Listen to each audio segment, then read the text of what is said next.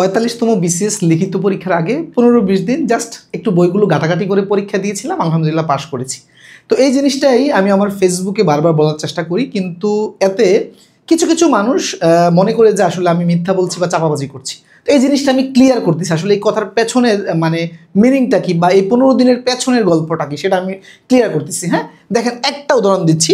45তম বিসিএসে এই দুইটা রচনা এসেছিল, যে ইংরেজি রচনা অংশে 25-25 করে 50 দুইটা রচনা এসেছিল, যে ওয়ার্ল্ড রিফিউজি প্রবলেম, আর এসেছিল কি the autobiography of a crippled freedom fighter. খেয়াল করেন, এখন 45তম বিসিএস যারা দিয়েছে, যারা এই এইটা হয়তো অনেকে আগে থেকে পড়ে গেছে, আমি পড়ি নাই, কারণ আমি যেহেতু পড়িই নাই, আমি ইংলিশ পড়িই নাই, টোটালি না পড়ে আমি গেছি। ঠিক আছে, আমি না পড়ে গেছি, যেহেতু আমি 15-20 দিন পরীক্ষার আগে আমি সময় নিয়েছিলাম পড়ার জন্য, আমি এটা পড়ার টাইম নেই, আমি রিসেন্ট জিকিটিকি কিছু দেখে গেছি, যেগুলো তথ্যভিত্তিক এগুলো দেখছি। ঠিক আছে, তার মানে এটা আমার কাছে টোটাল একটা মানে আনকমন একটা মানে এসে। ওকে, আচ্ছা খেয়াল করে আমি কিভাবে লিখছি আমি বলতেছি।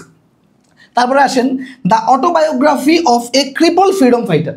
এইটা যারা এর আগে বিসিএস দিছে তারাও কোনোদিন দেখে নাই, এটা একটা নতুন একটা টপিক দিয়ে দিচ্ছে, ঠিক না?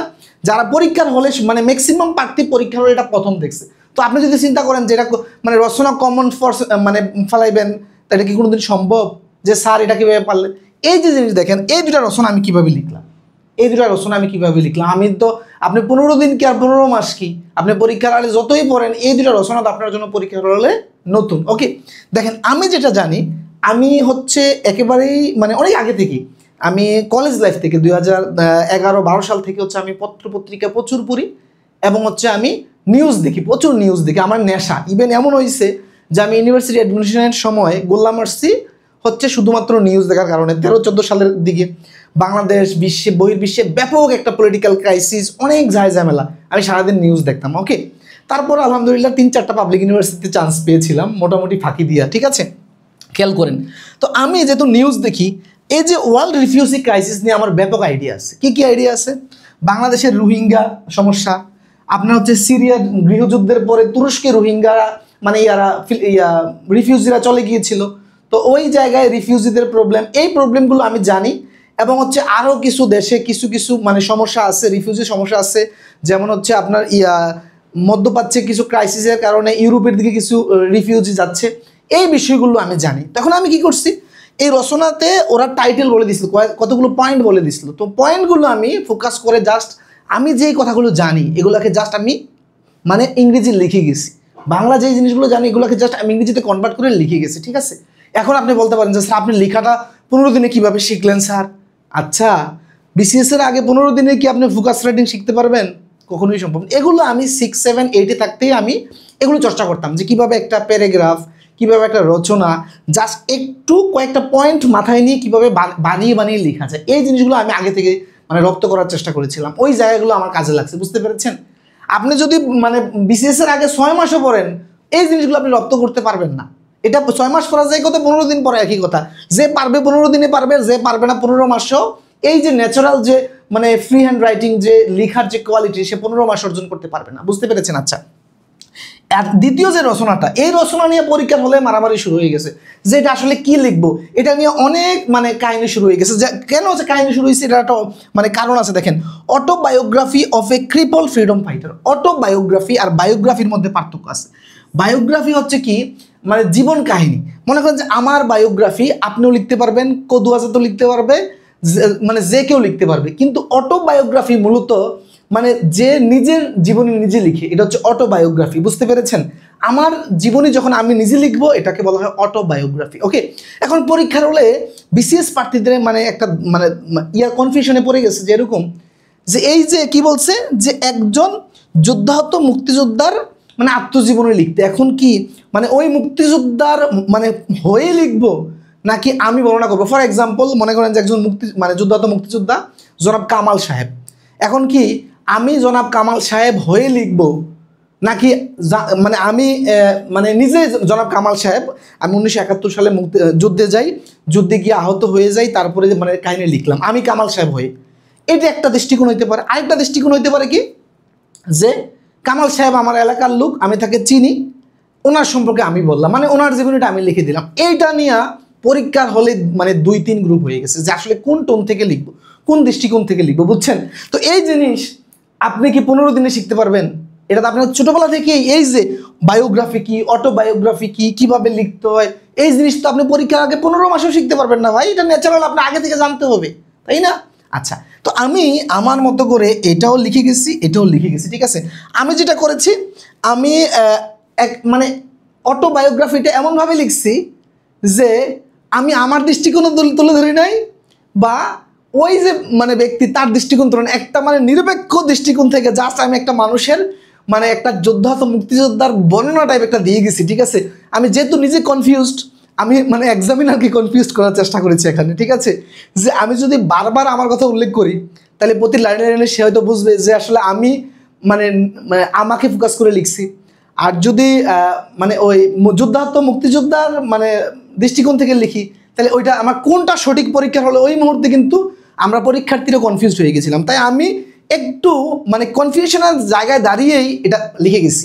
এখন যেটা হয়েছে, যেহেতু আমি পাস করেছি আলহামদুলিল্লাহ, আমার বিশ্বাস এই জায়গায় আমি ভালো নাম্বার পাইছি। যদি নম্বরপত্র কখনো তোলার সুযোগ হয় দেখতে পারবো ইংরেজিতে কত নম্বর, ঠিক আছে? এখন খেয়াল করেন, এই যে দুটো রচনার জাস্ট উদাহরণ দিলাম আমি, যে আপনি 15 দিন পরে কীভাবে সম্ভব। আমি যখন এই পোস্টটা দিছি, অনেকে আমার বলতেছেন যে স্যার 15 দিনে আপনি অঙ্ক, ইংরেজি, সাধারণ জ্ঞান, বাংলা এত কীভাবে পড়লেন। দেখেন, মেন কথা হচ্ছে বিসিএস যে লিখিত পরীক্ষা, এই জায়গায় আপনার শুধু এই 15 দিনের পড়া না, কিন্তু আপনার সারা জীবনের পড়ায় কিন্তু কাজে লাগানো যায়। যারা মেধাবী তারা এটাই করে, ঠিক আছে? কিন্তু যারা কম মেধাবী তারা কিন্তু পরীক্ষার হলে 6 মাস, তারপর হচ্ছে 12 মাস, 18 মাস পরে। কিন্তু যারা মেধাবী তারা কিন্তু সারা জীবনের পড়াটা কাজে লাগাইতে পারে, ঠিক আছে? আমি ইভেন আমি সমাজবিজ্ঞানে এমন এমন জিনিস পড়ছি, আপনার পলাশির যুদ্ধ, বক্সারের যুদ্ধ, এগুলো আমি ক্লাস 7-8 যা পড়ছি এখনো স্টিল আমার মনে আছে। আপনি বুঝতে পেরেছেন? আলহামদুলিল্লাহ, ঠিক আছে? আমার স্টিল এখনও মনে আছে।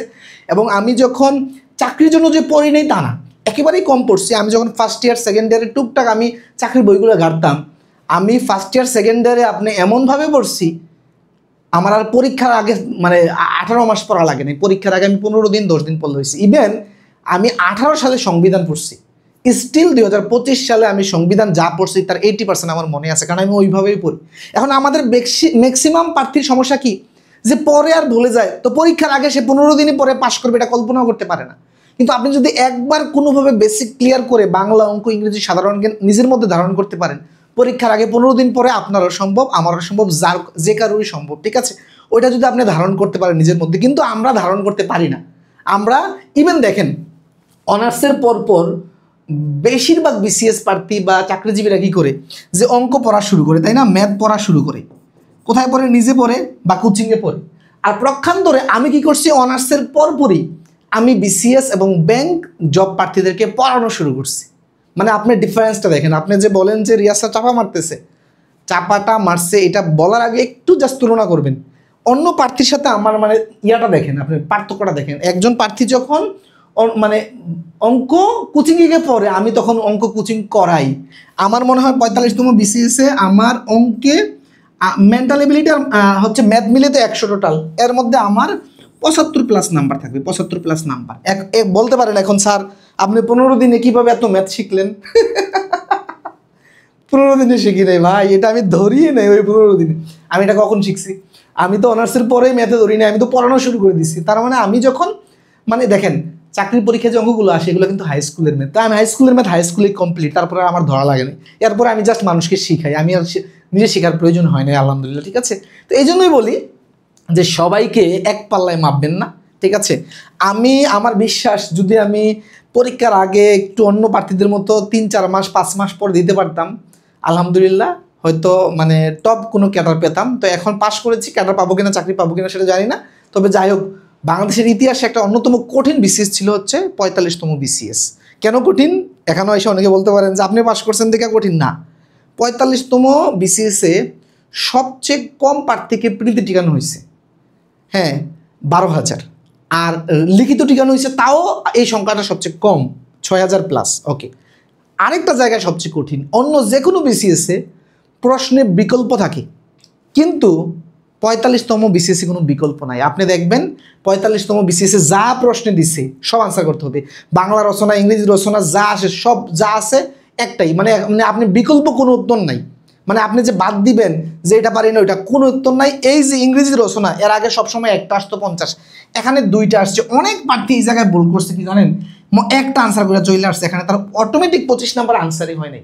আমার ফ্রেন্ড সে এর আগে একাধিকবার রিটেন দিছে, ওই ফ্রেন্ড ভুল করে ফেলছে, সে প্রশ্ন বুঝতেই পারে নাই, সে মনে করছে একটা রচনা দিতে বলছে, বুঝতে পেরেছেন? তাই এই যে দেখেন পরীক্ষার হলে এই বিষয়গুলো কিন্তু একটা মানে খুব জরুরি, যে মাথায় রেখে সব কিছু টু দ্য পয়েন্টে ডেলিভারি দেওয়া, এটাও কিন্তু একটা পরীক্ষা, বুঝতে পেরেছেন?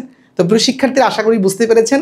তো এইভাবে আমার বিসিএস জার্নি নিয়ে, ব্যাংকে চাকরির জার্নি নিয়ে, অন্যান্য চাকরির জার্নি নিয়ে বিস্তারিত ভিডিও নিয়মিত পেয়ে যাবেন। এই ধরনের ভিডিও নিয়মিত পেতে আমাদের পেজে ফলো দিয়ে রাখুন। আর যদি গণিতের কোর্স করতে চান ইনবক্স করুন। আল্লাহ হাফিজ।